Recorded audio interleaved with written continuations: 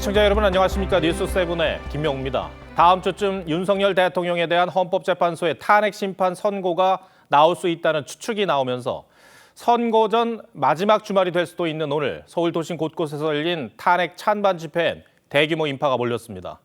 여야 정치권 역시 거리로 나와 여론 총공세에 나섰습니다. 주말마다 둘로 갈라지는 광장을 보는 게 이번이 마지막일지는 모르겠습니다. 먼저 탄핵 반대 집회 모습을 변재현 기자가 전합니다. 광화문 사거리에서 서울시청 앞까지 도로가 인파로 가득 찼습니다. 바로 옆 청계광장과 버스차벽 너머 광화문 광장에도 집회 인파가 퍼졌습니다. 이들은 헌재를 향해 탄핵 기각과 윤 대통령 복귀를 외쳤습니다.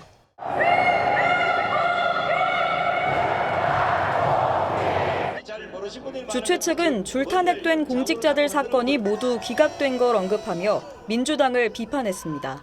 내 마음에 안 들면 탄핵. 그래, 탄핵하지를 보고 요새 나오는 결과 보시죠. 또 이른바 국민 저항권을 행사해 국회를 해산해야 한다는 주장까지 나왔습니다. 참가자들도 국회 해산 문구가 적힌 손팻말을 흔들며 호응했습니다. 한덕수 총리 탄핵 사건을 우선 선고해야 한다는 문구도 등장했습니다. 민주당 이재명 대표나 탄핵에 찬성한 국민의힘 의원 사진을 바닥에 깔고 밟고 지나가게 하기도 했습니다. 여의도에서도 비슷한 시각 보수 기독교 단체가 주최하는 탄핵 반대 집회가 열렸습니다. 불법 탄핵! 중단하라! 불법 탄핵! 중단하라!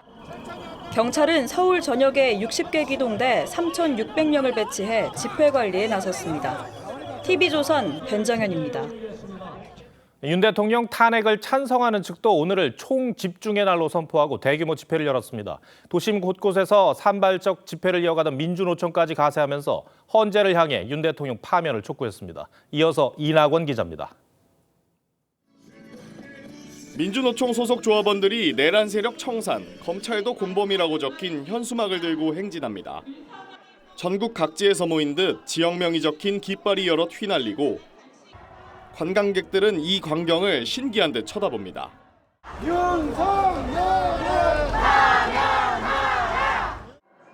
서울 을지로와 안국역 등에 흩어져 집회를 하던 민주노총과 시민단체 등이 경복궁 앞 야5당 주도 집회에 합류하면서 왕복 9차로 도로가 완전히 통제됐습니다.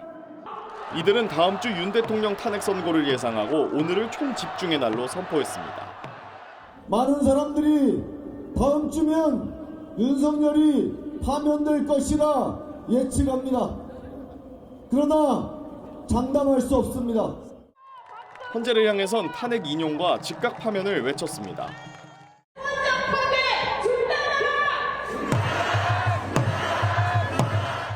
현장엔 음식을 나눠주며 집회 참가자들을 응원하는 푸드트럭이 줄지어 늘어서기도 했습니다. 윤 대통령 사진을 올려놓은 제사상까지 등장했습니다. 경찰은 광화문 광장 앞에 긴 버스 차벽을 세워 찬반 집회를 분리했고 양측의 큰 충돌은 없었습니다. TV조선 이낙원입니다. 정치권의 장외 여론전도 치열했습니다. 우선 국민의힘 의원들은 전국 각지 탄핵 반대 집회에 참석했는데 특히 경북 구미 집회에선 박정희 전 대통령 정신을 언급하며 지지층 결집에 나섰습니다. 헌재 앞 릴레이 시위도 닷새째 이어갔습니다. 이태희 기자가 여당 상황 전해드립니다. 경북 구미 탄핵 반대 집회 연단에 국민의힘 의원들이 서 있습니다. 이 지역 출신이 아닌 의원들의 모습도 보입니다. 구미가 박정희 전 대통령 고향인 만큼 박정희 정신을 강조하는 발언도 여러 번 등장했습니다. 박정희 정신으로 재무장하여 우리 다 함께 탄핵 각하 열차를 힘차게 출발시킵시다 여러분. 그 당시 늘 이야기했습니다. 대한민국이 자유의 방파제라고. 같은 시각 서울 여의도 탄핵 반대 집회에선 국민의힘 박대출 의원이 마이크를 잡았고 짜장을 빼면 무슨 짜장면이고 김치를 빼면 무슨 김치찌개냐. 내란죄를 빼면은 탄핵도 아무것도 아닌 거 아니냐. 탄핵 심판 선고를 앞둔 헌법재판소 앞에선 국민의힘 의원들의 릴레이 시위도 닷새째 이어졌습니다. 이 자리에선 헌재가 민주당 눈치를 보느라 한덕수 총리 탄핵 심판 선고를 미루고 있다며 신속한 선고를 재차 촉구했습니다. 윤 대통령 석방 이후 당내 탄핵 반대 목소리는 점차 커지고 있지만 여전히 국민의힘 지도부는 당 차원의 단체 행동엔 선을 긋고 있습니다. 국민의힘 관계자는 민주당의 투쟁 강도가 더욱 강해진 만큼 우리도 가만히 있을 수는 없다면서도 당내 다양한 목소리가 최대한 반영돼야 하는 만큼 이런 형태의 여론전이 지속될 수밖에 없을 것이라고 전망했습니다. TV조선 이태희입니다. 네, 집회 시간 3시간 전쯤 민주당은 국회에서 광화문 집회 현장까지 윤석열 대통령의 파면을 촉구하는 가도 행진을 벌였습니다. 민주당은 행진을 사흘째 이어가고 있는데 탄핵 선고 직전까지 계속할 것이라며 지지층 결집과 함께 헌재를 압박하는 듯한 모습입니다. 전정원 기자입니다. 운동화 차림으로 점퍼를 걸친 민주당 의원들이 국회 본청 앞에 모였습니다. 윤석열을 파면하라! 민주당은 헌재의 탄핵 선고가 이번 주 이루어지지 않을 수 있다는 기류가 전해진 지난 12일 비상행동에 돌입하면서 오늘로 나흘째 국회에서 헌재 인근의 광화문까지 거리 행진을 하고 있습니다. 약 9km를 걸으면서 윤 대통령의 파면을 촉구하는 도심 행진은 헌재가 탄핵을 선고할 때까지 매일 이어가겠다는 방침입니다. 오늘도 걷고 내일도 걷고 모레도 걷는 것으로 정리됐습니다. 월요일도 안 나오면 걸을 겁니다. 지난주 윤석열 대통령 구속 취소 이후 투쟁 강도를 높여가기 시작한 민주당은 헌재 선고마저 예상보다 늦어지자 거리 행진을 비롯해 매일 밤 장외 집회까지 참여하는 등 총력전에 나선 겁니다. 누가 이 헌정 질서를 지켜야 하겠습니까? 윤석열 탄핵 결정을 빨리 해서 어려운 대한민국을 빨리 구해주시기 바랍니다. 다만 거리 정치 장기화가 당 안팎에 피로감을 줄 수 있다는 지적과 함께 민주당이 경복궁 앞 대로변 인근에 장외투쟁 거점으로 길게 늘여놓은 천막에 대한 비판도 제기됩니다. 오세훈 서울시장은 절대다수 의석의 공당이 도심 한복판에서 불법을 자행한 결과는 국격 추락이라며 변상금 부과 등을 검토하겠다고 밝혔습니다. TV조선 전정원입니다. 네, 대통령 탄핵 심판 선고가 임박한 것으로 전해지면서 헌법재판소 앞 긴장감은 어느 때보다 높아지고 있습니다. 집회 구호는 더 격렬해지고 경비도 강화됐습니다. 헌재엔 찬반 양 진영이 보낸 팩스들이 쏟아진다는데 헌재 앞 분위기는 오연주 기자가 취재했습니다. 헌법재판소로 가는 길목인 초등학교 앞 삼거리부터 태극기를 든 지지자들이 모여 있습니다.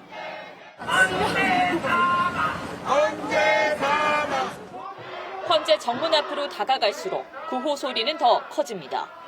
정문 앞은 신원이 확인돼야 지나갈 수 있습니다.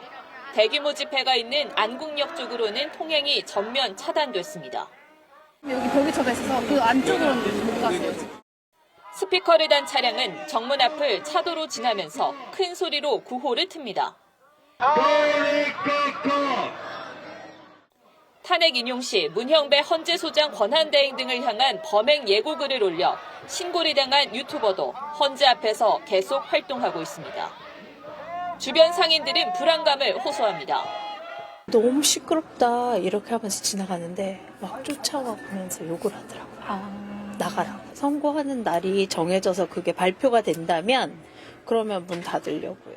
헌재에는 그제부터 탄핵 찬반 의견을 담은 탄원서 300여 건이 팩스로 쏟아졌는데 양측 모두 지지자들에게 팩스 폭탄을 독려하고 있습니다. 경찰은 헌재 주변 경비를 강화하는 한편 탄핵 선고일의 불법 행위에 대해서는 무관용 원칙으로 현행범 체포하겠다고 밝혔습니다. TV조선 오현주입니다. 네, 윤석열 대통령 탄핵 선고일이 다가옴에 따라 여야의 장외 여론전 수위도 점점 높아지고 있습니다. 정치부 한성훈 기자와 얘기 나눠보겠습니다. 자, 지난 수요일 이후부터 장외로 나서는 민주당 분위기가 완전히 달라진 것 같아요. 네, 이재명 대표는 오늘 이 신변 위협 등의 이유로 현장을 찾진 않았지만 헌재와 윤 대통령 탄핵 선고 등에 대한 다른 지도부들의 언행을 보면 예전에 비해 수위가 높아진 건 사실입니다. 윤 대통령 구속 취소와 헌재 선고 지연 등이 맞물리면서 이 장외로 나오는 이 횟수도 많아지고 다소 이 느슨해 보였던 투쟁 강도 역시 상당히 강해진 모습입니다. 광화문 앞에서 최고위를 여는 것도 그렇고 또 매일 가도행진을 하겠다는 것도 그렇고 이게 다 헌재를 향한 어떤 메시지를 보내는 거겠죠? 예, 맞습니다. 이 민주당 당초 이재명 대표의 소위 먹사니즘 행보를 비롯해서 이 중도 보수를 표방하면서 당의 정체성 관련한 언급을 해왔습니다. 지난 수요일 이후로는 국회보다 주로 헌재 주변, 그러니까 장 외로 나와서 이 선거일까지 투쟁 강도를 계속 높여가겠다 이렇게 예고한 상황입니다. 민주당 내부에서는 지난 14일, 그러니까 어제쯤에는 이 탄핵 선고가 이루어질 것으로 봤는데요.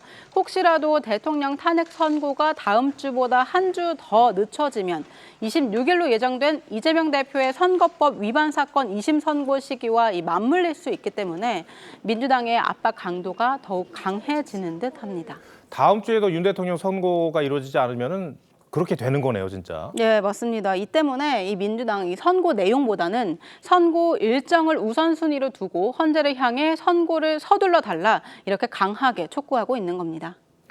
민주당이 경복궁 앞길을 따라서 이렇게 천막을 이렇게 늘여놨던데 네. 오세훈 서울시장이 강하게 비판했죠. 네, 맞습니다. 이 오세훈 시장 지자체 허가 없이 도로에 설치한 천막은 불법이라면서 2차례 구두 철거를 계도했으나 꿈쩍하지 않았다. 변상금 부과 등 필요한 모든 조치를 검토하겠다 이렇게 밝혔습니다. 오 시장은 이 탄핵에 중독된 제왕적 다수당이 이제는 법을 비웃으면서 헌재를 겁박하고 있다 이런 언급도 했습니다. 네. 그 야당의 투쟁 강도가 높아지면서 여당도 영향을 받는 것 같습니다. 네, 지금 야당이 연일 국회에서 광화문까지 가두 행진을 벌이고 있으니까 여당도 국회 밖에서 여론몰이에 더욱 신경을 쓰는 분위기입니다. 다만 여전히 당 지도부 차원에서는 힘을 싣는 모습은 아닌데요. 그럼에도 장외로 나서는 개별 의원 숫자 점점 더 많아지고 있습니다.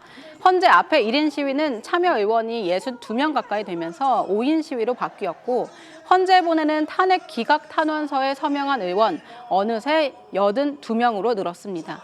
또 이 친한계 출신 일부 의원도 서명에 참여하는 등 윤 대통령 구속 취소 이후에 분위기가 많이 바뀐 모습입니다. 여당 의원들은 지금 이 재판관들 간 의견 합치가 이루어지지 않아서 선고가 늦어지고 있고 우리가 힘을 더 모은다면 탄핵 기각도 이끌어낼 수 있다. 이렇게 기대하는 분위기입니다. 네. 이 여론이 어떻게 바뀔지 모르는 그런 상황인데 네. 그만큼 헌법재판소에 쏠리는 시선이 더 강해지고 네. 많아졌죠. 네. 한 기자, 그 헌재 내부 분위기 취재가 좀 됐습니까?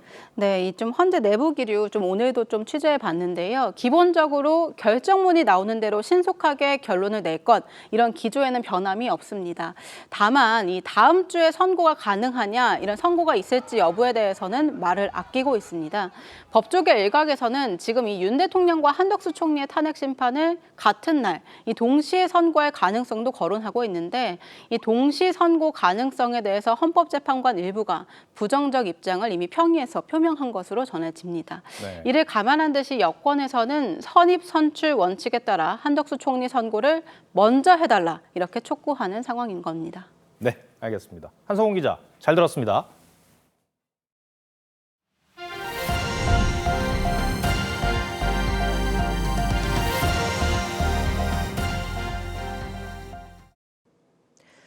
헌재 결정으로 이창수 서울중앙지검장이 업무에 복귀한 뒤 정치 브로커 명태균 씨 관련 수사가 속도를 내고 있습니다. 윤 대통령 부부 공천 개입 의혹과 관련해 어제 처음으로 현역 국회의원이 소환돼 조사를 받았고 여론조사비 대납 의혹 관련 오세훈 서울시장의 소환도 임박했다는 관측이 나옵니다. 김예나 기자가 보도합니다. 서울중앙지검은 어제 국민의힘 김정재 의원을 참고인으로 불러 조사했습니다. 2022년 지방선거 때 경북 도당위원장이었던 김 의원을 통해 윤 대통령 부부가 포항시장 공천에 관여했다는 의혹이 제기된 바 있습니다. 지난달 창원지검으로부터 명태균 씨 사건을 넘겨받은 뒤 첫 현역 의원 소환입니다. 중앙지검 수사팀은 여론조사비 대납 의혹과 관련해 오세훈 시장 후원자로 알려졌던 김한정 씨도 다시 불러 조사했습니다. 오 시장 최측근들도 잇따라 소환하면서 수사 속도를 높이는 모양새입니다. 그제 탄핵 기각 뒤 복귀한 이창수 서울중앙지검장은 직무정지 98일 동안 밀려있던 사건들에 대한 수사 의지를 밝혔습니다. 수사팀하고 잘 협의해서 모든 최종 결정은 검사장인 제가 책임진다는 자세로 성실하게 필요한 일을 하도록 하겠습니다. 검찰이 조만간 오 시장을 소환할 거란 전망이 나오는데 오 시장은 여러 차례 빠른 검찰 수사를 촉구해왔습니다. 얼마나 허무맹랑한 거짓말을 하고 있는지 분명히 밝히는 것은 검찰 수사밖에 없다고 생각합니다. 빠른 시일 내에 저도 불러주시면 언제라도 조사에 임할 생각입니다. 공천 개입 관련해 김건희 여사에 대한 조사 가능성도 제기됩니다. TV조선 김예나입니다. 국회 탄핵소추로 최재 감사원장이 98일간 직무가 정지된 사이 감사원에서 벌어졌던 일도 논란입니다. 야권 성향의 감사위원들이 원장 대행을 맡아 대통령실 이전 감사의 결론을 사실상 바꾸려고 시도한 건데 담당 부서가 지시를 거부하자 부서를 바꿔가면서까지 재감사를 강행한 정황이 확인됐습니다. 제2의 영장 쇼핑, 재감사 쇼핑 시도였다는 지적이 나옵니다. 이채현 기자입니다. 헌법재판소 재판관님들께 감사하다는 말씀을 드립니다. 최재해 감사원장이 자리를 비운 98일 동안 감사원장 직무대행은 문재인 정부에서 임명된 조은석, 김인회 감사위원이 맡았습니다. 그런데 이 가운데 조 위원은 대행이 된 직후 직원들에게 작년 9월 발표한 대통령실 관저 이전 감사 직권 재심의를 위한 사전 조사를 지시했습니다. 직권 재심의란 최종 의결안 보고서를 다시 심의하는 것으로 문제가 없었다는 감사 내용을 재감사해 결론을 바꾸려 한 것이 아니냐는 지적이 나옵니다. 사전 조사 중이기 때문에 그 내용 결과에 따라서 절차가 진행될 겁니다. 조 대행의 지시를 받았던 관저 감사 담당 행정안전감사국 감사관들이 문제 없다, 재감사 대상이 아니라고 반발하자 조 대행은 조사 주체를 담당 국이 아니었던 국민제안국으로 바꿨습니다. 조 대행은 이런 과정을 거쳐 나온 조사 결과를 검찰에 수사 참고 자료로 제공하라는 지시도 했던 것으로 파악됐습니다. 감사원 관계자는 관련 감사를 진행하지 않은 국에 조사를 맡겼고 검찰에도 윤 정부 추가 수사가 필요하다는 의견까지 전한 셈이라고 했습니다. 검찰에 자료가 넘겨진 다음 날 국회 본회의에선 야당 주도로 재감사 요구안이 통과됐고 조 대행은 통과 직후 퇴임했습니다. TV조선 이채연입니다. 다음 소식입니다. 경기도 용인과 안성, 경북 청도 등에서 산불이 잇따랐습니다. 봄철이면 건조하고 바람이 많이 불어 산불이 자주 나는데 쓰레기나 농사 부산물을 태우다 산까지 불이 번지는 경우가 많습니다. 곽승한 기자입니다. 산 중턱부터 꼭대기까지 뿌연 연기가 가득합니다. 나무 아래로 시뻘건 불길이 치솟습니다. 산림청은 헬기 27대를 동원해 6시간 만에 진화했는데 축구장 약 7개 크기인 48헥타르의 산림이 잿더미가 됐습니다. 산림당국은 인근 주민이 영농 부산물을 태우다 불길이 산으로 번진 것으로 보고 원인을 조사하고 있습니다. 오늘 오전 11시 50분쯤 경기 안성시에선 쓰레기를 태우기 위해 붙인 불이 산으로 번졌습니다. 이를 목격한 80대 남성이 불을 끄려다 얼굴에 1도 화상을 입었습니다. 약 2시간 전에는 용인에서도 산불이 났는데 마찬가지로 소각이 원인이었습니다. 인근 사시는 분이 강아지 짖는 소리가 나서 좀 밖을 주변을 좀 둘러보니까는 연기가 나서 119에 신고했다고 해가지고. 지난 10년간 발생한 산불 4건 가운데 1건은 논 밭두렁이나 영농 부산물, 쓰레기 등을 소각하다 일어났습니다. 산불의 절반 이상은 건조하고 바람이 많이 부는 봄철에 발생했습니다. 쓰레기 등을 태우는 일을 절대로 금지하는 것이 바람직합니다. 불꽃이 날아가서 먼 거리에 있는 산이라도 쉽게 불이 옮겨 붙을 수 있기 때문입니다. 산불의 원인이 된 행위를 하면 3년 이하의 징역 또는 3천만 원 이하의 벌금에 처해질 수 있습니다. TV조선 곽승한입니다. 환절기인 만큼 좀처럼 날씨를 종잡을 수가 없는 요즘입니다. 중부지방은 더위가 느껴질 정도로 따뜻했지만 제주엔 태풍급 강풍이 불어 유명 축제가 취소되기까지 했는데요.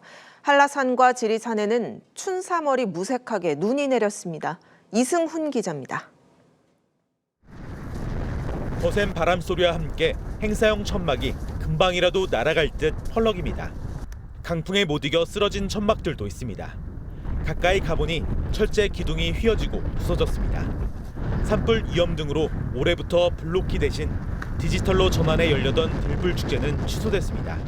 래퍼도 많이 오고 해서 여기 관람하러 왔는데 너무 갑자기 바람이 많이 불어서 천막 다 날아가고 행사도 바로 취소돼서.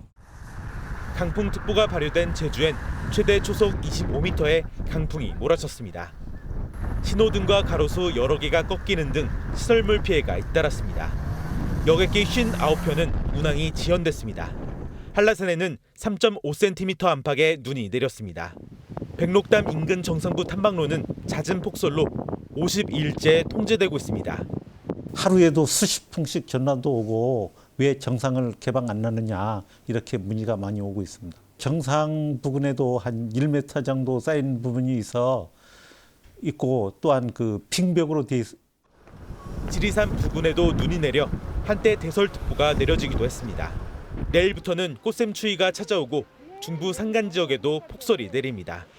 모레까지 강원 산간에 최대 30cm, 충북과 경북 내륙엔 10cm, 경기 동부에도 8cm의 눈이 쌓이겠습니다. TV조선 이승훈입니다. 자신을 세계적인 작가라고 소개하고 다닌 최모 씨의 소가 지자체와 성당들이 수억 예산을 들여 조각상을 설치했다는 소식 얼마 전에 전해드렸죠. 최 씨가 설치한 작품이 있는 성당과 성지가 추가로 있는 것으로 확인됐습니다. 천주교계가 전수조사에 나섰습니다. 김준석 기자가 취재했습니다.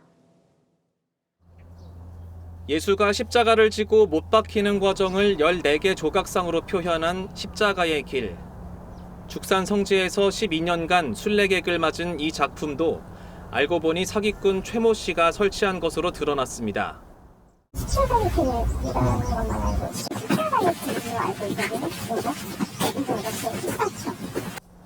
순례객들은 당장 철거해야 한다고 주장합니다. 당연히 저걸 해야 되죠. 지금은 가고 싶은 그런 적이 조금 줄어졌어요. 이게 이제 인식이 사람 인식이 그렇잖아요. 이게 가짜락하는 그 사기꾼이락하는 그런 저 사람 때문에. 성남 성마테오 성당. 8년 전 설치된 마테오상과 여러 조각물에 폴 최라는 이름이 새겨져 있습니다. 이를 포함해 천주교 수원교구 7개 성당에서 20점 넘는 조각상이 최 씨 작품이라는 신고가 접수됐습니다. 수원교구는 전수조사에 나서기로 했습니다. 드러난 데 위주로 일단 해보고 나서 철거 여부나 고소고발 여부에 대해서는 현장 검증하고 나서 이제 청주와 대전 등 다른 교구들도 실태 조사를 하고 있습니다. 이에 대해 최 씨는 모두 다 사기는 아니라며 돈을 받지 않고 그냥 기증하기도 했고 중국 등에서 들여오지 않은 작품도 있다고 주장했습니다. TV조선 김준석입니다. 끔찍한 사고 현장을 가장 먼저 접하게 되는 현장 경찰관들은 말 못할 스트레스가 크죠. 방치하면 트라우마에 시달릴 수도 있지만 제때 치료나 상담을 못 받는 경우가 많다고 하는데요. 이른바 경찰다움을 요구하는 암묵적인 분위기 때문입니다. 신유만 기자가 정신적 고통에 시달리는 일선 경찰관들에게 오늘의 포커스를 맞췄습니다. 처참한 살해 현장을 확인한 경찰이 폴리스라인으로 출입을 차단합니다. 한강에서 시신을 찾는 것도 경찰의 일입니다. A 경사는 아직도 강물에 떠오른 시신을 봤던 때가 잊혀지지 않습니다. 8년 차가 돼도 결코 익숙해지지 않는 일입니다. 여름 같은 경우에는 좀 부패 정도가 조금 심할 수도 있고요. 그런 출혈 부분이라든지 자상이 크면은 저희한테는 충격이. 늘 타인의 죽음과 마주하는 경찰관들. 직업상 각오한 일이지만 큰 충격을 받을 수밖에 없습니다. 하지만 신체적 부상과 달리 정신적 상처는 드러내놓고 치료받기도 어렵다고 합니다. 조직 내에서 경찰답지 못하다, 나약하다는 시선이 생길 걸 우려하는 분위기가 남아있기 때문입니다. 그런 거 하나하나 예민하게 반응하면은 조금 우리 하는 일에 좀 적응을 못하는 사람 아닌가 그런 시선도 받을 수 있고. 일부 경찰관들은 참다 못해 경찰청에서 운영하는 상담센터를 찾아갑니다. 상담센터 이용자 수는 5년 만에 17,000여 명으로 거의 3배가 됐습니다. 이처럼 늘어나는 수요를 감당하기엔 상담사 수도 부족합니다. 전국에 18곳밖에 없어 찾아가기도 힘듭니다. 도단위나 이렇게 센터가 하나 있는 경우에는 100km 이상을 가셔야 된다든지 그런 접근성의 한계도 좀 있습니다. 강렬한 정신적 스트레스는 제때 치료하는 게 중요합니다. 비슷한 상황에서 지속적인 공포를 겪는 트라우마로 악화할 수 있기 때문입니다.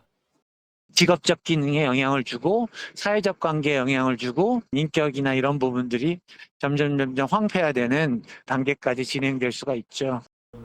취재 과정에서 만난 경찰관들은 정신적으로 힘든 구성원들이 많다며 경찰도 사람이라고 하소연했습니다. 이들의 정신 건강을 잘 챙겨주는 게 결국엔 더 좋은 치안 서비스로 돌아올 수 있습니다. 뉴스7 포커스였습니다. 지방의 부동산 침체가 갈수록 심해지면서 반도체 밸리로 불리는 경기도 평택마저 흔들리고 있습니다. 미분양 아파트는 쌓이고 있고 상가는 몇 년째 입점하겠다는 사람이 없습니다. 왜 이런 일이 벌어지는 건지 고희동 기자가 현장 취재했습니다. 한국형 실리콘밸리를 목표로 조성 중인 경기도 평택의 브레인시티. 주변에 2,000세대 규모의 아파트가 건설 중이지만 4분의 1인 500가구가 1년 넘게 미분양 상태입니다. 많이 날 정도가 아니라 우리 북선 망했지. 그냥 되는 거 봤어요. 힘들지. 평택은 미분양이 6,000가구가 넘어서면서 수도권인데도 5년 만에 미분양 관리 지역으로 지정됐습니다. 삼성전자 평택공장 주변에 있는 일명 대장 아파트도 집값이 뚝 떨어졌습니다. 10억 가까이 갔었는데 지금은 나오는 게 7억 조금 안 되는 매물들이 나와요. 지역 경제를 바치고 있는 삼성전자가 실적 악화에 시달리면서 공장 준공이 잇따라 지연되고 있기 때문입니다. 투자 규모가 줄자 관련 종사자들이 도시를 빠져나가고 지역 경기가 활력을 잃고 있는 겁니다. 요즘은 좀 소극적으로 공정을 가져가다 보니까 인구 공사하시는 분들이 대거 빠졌어요. 상가는 몇 년째 임대조차 되지 않는 곳이 수두룩합니다. 부동산 많이 있는 것들 분양 받고 한 번도 임대 못 넣으신 분이 있었어요. 한 3년 됐죠. 울산과 거제, 창원 등 대표적인 제조업 도시들의 사정도 비슷합니다. 특히 지난해 집값 하락률 1위인 거제는 조선업 화랑기에도 젊은 층이 돌아오지 않고 있습니다. 중국과의 경쟁으로 임금이 낮아졌지만 정상화되지 않고 있는 겁니다. 결국 소화불량에 걸린 상황인데요. 취득세 인하 같은 세제 혜택을 더 줘서 수요 기반을 확대할 필요가 있습니다. 지역을 지탱하는 기반 산업이 글로벌 경쟁에서 밀리면서 부동산을 비롯한 지방 경기도 침체의 늪에 빠져들고 있습니다. TV조선 고희동입니다.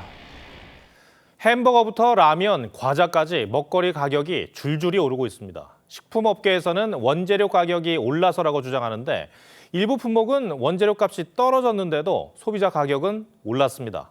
김창섭 기자가 보도합니다. 맥도날드가 오는 20일부터 20개 메뉴의 가격을 올립니다. 지난해 5월 평균 2.8%를 인상한 지 10달 만입니다. 대표 메뉴인 빅맥 세트는 7,400원으로 인상됩니다. 1년도 채 되지 않아 500원이 오른 겁니다.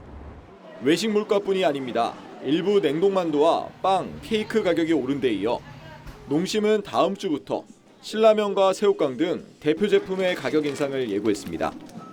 올해 들어 벌써 식품과 외식업체 20여 곳이 가격을 올리면서 소비자들의 부담은 커지고 있는 상황입니다. 사 먹을 때 제일 싼 거 사고 집에서 만들어 먹거나 약간 뭐 올리면은 괜히 이제 안 내려가잖아요. 식품업계는 원재료 가격 상승을 반영했다는 입장이지만 가공식품 22개 가운데 절반이 원재료 가격보다 소비자 가격이 더 상승한 것으로 나타났습니다. 특히 분유, 케첩 등 8개 품목이 원재료 대비 가격 상승폭이 컸습니다. 케첩은 토마토 수급이 안정되면서 원재료 값이 15%가량 떨어졌지만 소비자 가격은 오히려 10% 넘게 올랐습니다. 상승 인상이라는 부분이 있습니다. 그러니까 지금 가격이 오를 때 같이 그냥 따라 올리자. 정부는 연일 식품업계를 만나 물가 안정 협조를 당부하고 있지만 탄핵 정국을 틈타 식품업계가 가격 줄 인상에 나섰다는 지적이 나옵니다. TV조선 김창섭입니다. 프랜차이즈 본사가 가맹점에 일회용품을 포함해 각종 자재를 공급하면서 폭리를 취한다는 지적이 많았습니다. 이런 관행이 여전히 고쳐지지 않는다며 이 가맹점주들이 본사를 상대로 소송을 내는 경우가 늘고 있습니다. 자세한 내용은 주재용 기자가 전해드리겠습니다. 한 유명 아이스크림 프랜차이즈 점주 A씨는 시중에서 40원이면 살 수 있는 종이봉투를 본사에서 80원에 구매해왔다고 토로합니다. 이렇게 웃돈을 내고 본사에서 의무적으로 구매해야 하는 물품만 수백 가지. 참다 못한 A씨는 다른 점주 400여 명과 함께 본사를 상대로 소송을 냈습니다. 본사의 일반적인 가격 인상이라든지 대응력이 전혀 없는 상황에서 모조리 비용 부담을 가맹점에서 가져가게 된 부분이 가장 크겠죠. 공정거래위원회에 따르면 치킨 등 주요 외식업 프랜차이즈 본사가 이런 식으로 가져가는 돈이 가맹점 한 곳당 3,280만 원으로 2년 만에 2배 넘게 늘었습니다. 본사를 상대로 한 소송도 늘고 있습니다. 지난해 9월 피자헛 점주들이 본사를 상대로 낸 부당이득 반환 2심 소송에서 승소했고 BHC와 교촌 등 6개 프랜차이즈의 점주들도 자재 강매로 인한 부당이득을 돌려달라며 소송을 제기했습니다. 버거킹 등 7개 업체 점주들은 소송을 준비 중입니다.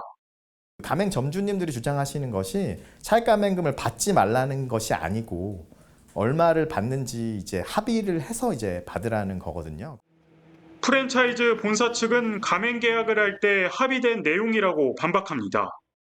상인이 유통 과정에서 마진을 수취하는 것은 상거래의 당연한 원칙이라고 생각합니다. 경기 침체가 깊어질수록 자영업자와 프랜차이즈 본사 간 갈등은 더 빈번해질 전망입니다. TV조선 주재용입니다. 요즘 경복궁 앞에는 수많은 천막들이 늘어서 있습니다. 윤 대통령 석방 이후 탄핵을 촉구하는 농성이 이어지고 있는 건데요. 조선시대 건축의 정수이자 우리나라를 대표하는 관광지 바로 앞에 농성 천막이 자리 잡은 모습. 외국인 관광객들은 어떻게 보고 있을까요? 이나라 기자가 현장 취재했습니다. 경복궁 앞에 파란 천막이 줄지어 서 있습니다. 윤석열 대통령 탄핵을 촉구하는 철야 농성장입니다. 지난 8일 윤 대통령 탄핵 이후 시민단체가 단식 농성을 시작하면서 천막이 확 늘었습니다. 지금은 모두 30여 개에 달합니다. 국내 사정을 모르는 외국인 관광객들은 세계문화유산 앞에 펼쳐진 이런 풍경이 낯설기만 합니다. 日本は、デモの時間が決まっています。で、短い時間でしかできないので、長い時間できないようになっているので、そこはちょっと違うのかな。 외국인 관광객들은 좁아진 보행로를 걷고 배경에 천막이 나오게 하지 않으려 담벼락 쪽에 다가가 사진을 찍습니다. 하루 종일 이어지는 소음, 인도를 점거한 채 깃발을 흔드는 집회 참가자들, 수시로 순찰을 도는 경찰들을 보며 불편함을 느끼는 이들도 있습니다. I feel scared because I'm foreigner and I didn't expect about protesting or something. I feel pressure because of the police. 주말이면 천막 농성장 주변에 대규모 집회가 열리면서 경복궁 담장 훼손 우려도 나옵니다. 담벼락에 붙이지 못하도록은 저희가 하고 있고요. 3명은 야간 근무를 시키고 있어요. 9시 넘어서까지 밤에 그렇게 지키도록. 오세훈 서울시장은 지자체 허가 없이 도로에 설치한 천막은 불법이라며 변상금 부과 등 조치를 하겠다고 밝혔습니다. TV조선 이나라입니다. 최근 구치소나 교도소 같은 교정시설에 방마다 사람이 꽉꽉 들어차 제대로 몸 하나 누일 공간도 없다고 합니다. 국가를 상대로 손해배상 소송을 제기한 재소자도 있다는데요. 이 문제 사회부 안혜리 기자와 따져보겠습니다. 네, 안 기자, 얼마나 좁길래 인권 침해 이야기까지 나오는 겁니까? 네, 미어 터진다는 말이 나올 정도입니다. 인천구치소엔 16.19제곱미터짜리 거실에 13명이 수감됐다고 합니다. 1인당 1.25제곱미터밖에 안 되는 공간에 끼어 생활한 겁니다.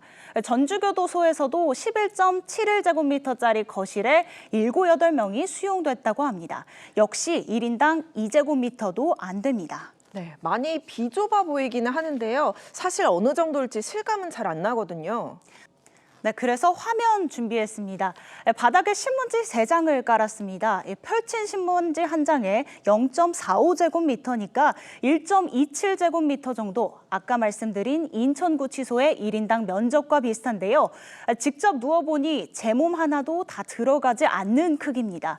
뒤척이면 옆 사람과 부딪힐 수 있을 정도입니다. 이 정도면 새우잠, 칼잠을 잘 수밖에 없을 것 같습니다. 네, 과거 고 노회찬 의원이 국정감사장에서 보여준 모습도 생각이 나는데 이때와 상황이 별로 달라진 게 없는 거죠? 네, 고 노회찬 의원이 법사위 국감 때 직접 신문지를 깔고 누워 화제가 됐는데요. 2017년에 재소자들의 인권 침해 문제를 지적한 모습이었는데 포화 상태는 그때보다 더 심각해졌습니다.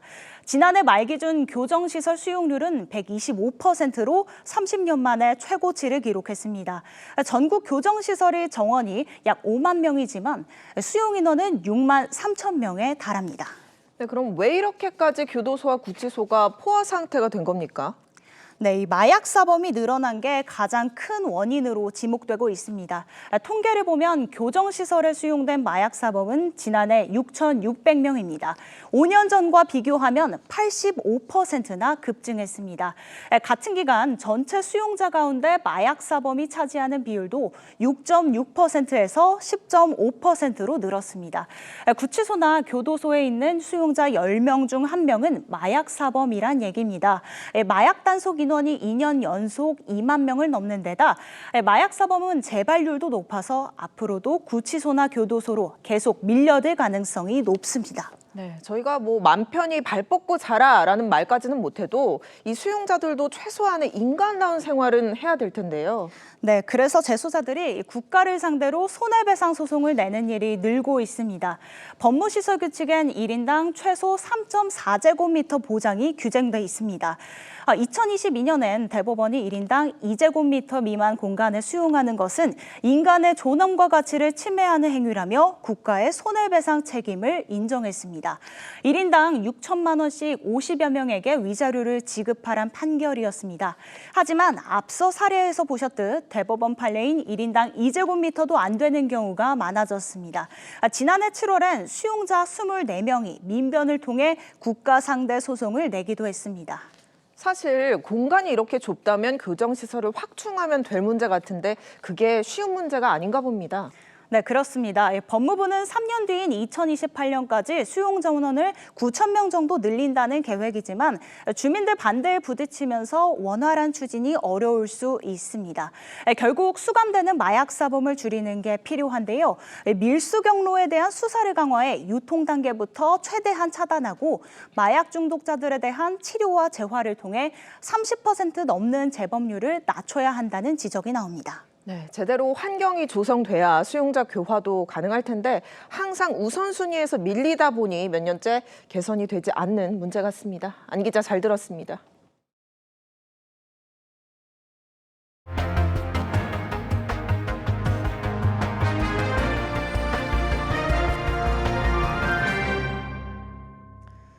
미국 정부가 우리나라를 정책상 주의가 필요하다는 뜻인 민감국가 명단에 포함한 사실이 공식 확인됐습니다.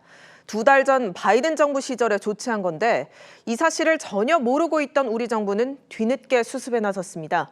다음 달 예정대로 시행될 경우 양국 간 첨단 기술 협력에 타격이 불가피하다는 우려가 나옵니다. 김자민 기자입니다.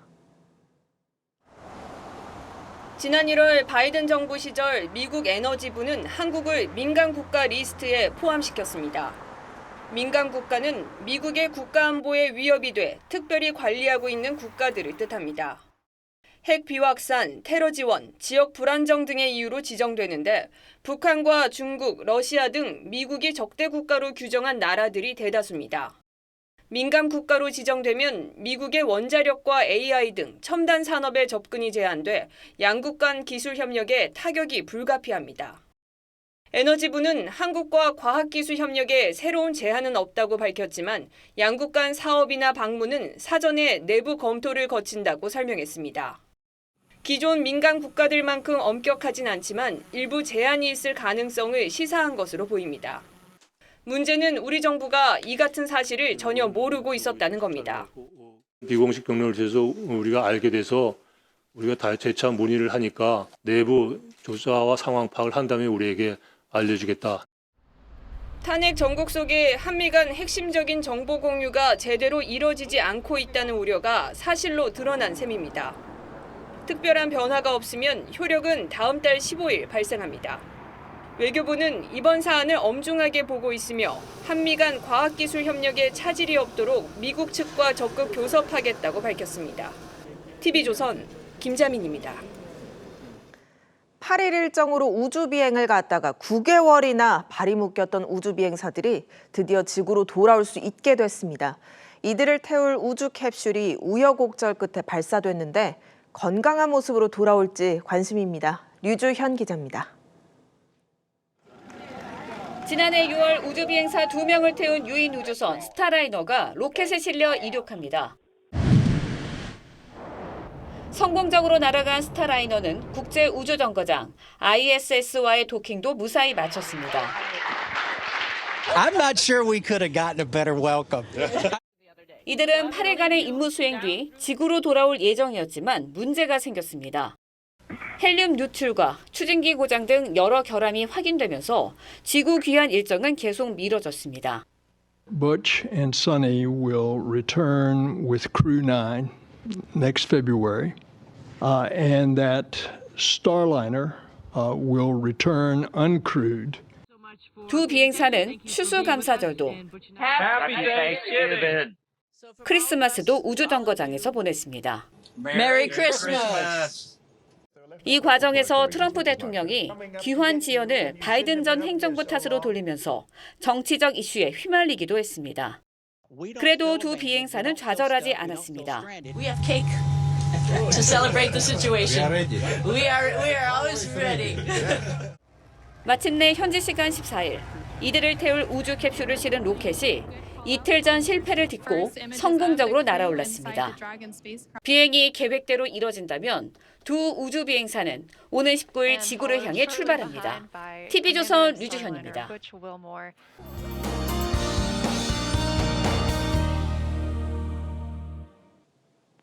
내일은 전국에 강풍을 동반한 눈비가 내리겠습니다. 먼저 모레까지 전국에 예상되는 비의 양은 적게는 5에서 최대 40mm가 되겠고요.